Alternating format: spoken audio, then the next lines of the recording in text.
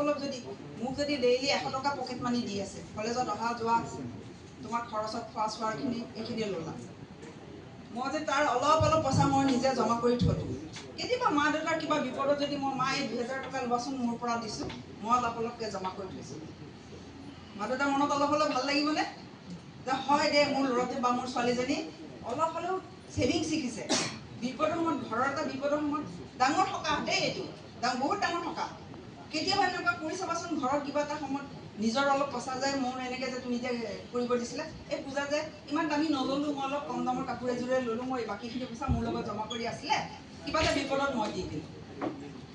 সেই বস্তুটোৱে তাৰমানে ফিনেন্সিয়েল লিটাৰেট, মই ফিনেন্সিয়েলি লিটাৰেট হোৱা বুজায়। মই অলপ হ'লেও পৰিস্থিতিৰ লগত খাপ খাব জানিছোঁ, মই পৰিস্থিতিৰ লগত জানিছোঁ কেনেকুৱা কৰিব লাগে, কেনেকৈ চলিব লাগে। সেই বস্তুখিনি, বেছিক বস্তুখিনি চবেই অলপ হ'লেও শিকিব চেষ্টা কৰিব। মই এইখিনি কৰোঁ। ফিনেন্সিয়েল লিটাৰেচি কি বস্তু, কেনেকৈ মানুহে লিটাৰেট হ'ব লাগে, বেছিক বস্তু। এতিয়া কওঁ মই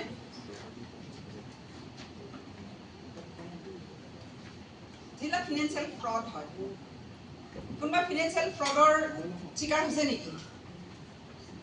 এই কেতিয়াবা APDCL লাইন কটা যাব বুলি মেছেজ আহে, আজি ৰাতি 12টা বজাত লাইন কটা যাব, তলত ফোন নম্বৰৰ লিংক দিয়া থাকে।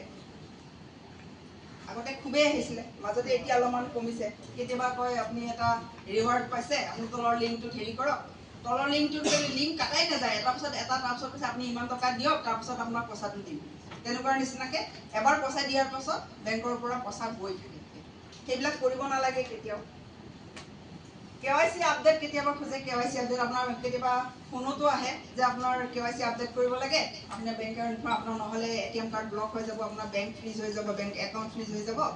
আপুনি বেংকত আহিব নালাগে, আপুনি মোক আপোনাৰ ATM নম্বৰ আৰু পিনটো কৈ দিয়ক, মই আপডেট কৰি দিম। কেতিয়াও কোনেও ফোনত কোনো এনেকুৱা ধৰণৰ বেংকিং ইনফৰমেশ্যন, ফিনেন্সিয়েল ইনফৰমেশ্যন, আধাৰ কাৰ্ড নম্বৰ কাকো শ্বেয়াৰ কৰিব নালাগে, এইবিলাক বস্তু বিশেষকৈ। আৰু বহুতৰ এটা হেৰি থাকে, ATM কাৰ্ডখনৰ ছাইডতে পিনটো লিখি থৈ দিয়ে। ইণ্টাৰনেট বেংকিঙৰ বহুতে মোৰ পাছৱৰ্ড এইটো, মোৰ এইটো ইউজাৰ ID আৰু পাছৱৰ্ড মোৰ এইটো, মানে একদম দেখা পোৱাকৈ বেগৰ হেৰি ৱালেটৰ ভিতৰত সোমাই থাকে। কিবা কাৰণে মূলতটো হেৰাই গ'লে তেওঁ গোটেইখিনি বেলেগে পাই গ'ল। আৰু ফ্ৰিকুৱেণ্টলি পাছৱৰ্ড চেঞ্জ কৰিব লাগে, ফ্ৰিকুৱেণ্টলি পাছৱৰ্ডবিলাক চেঞ্জ কৰি থাকিব।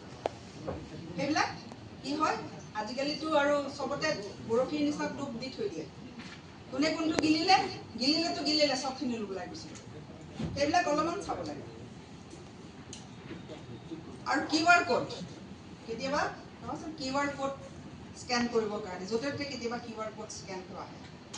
কেতিয়াবা এনেকুৱা হয়, এটা কথা মই কওঁ, আমাকে যেতিয়া অনলাইন শ্বপিং কৰে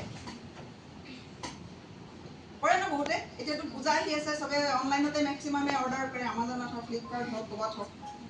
যিটো বাহিৰৰ ৰেপাৰ, যিটো পেকেটত সোমাই আহে, কি কৰে সেইটো আপোনালোকে?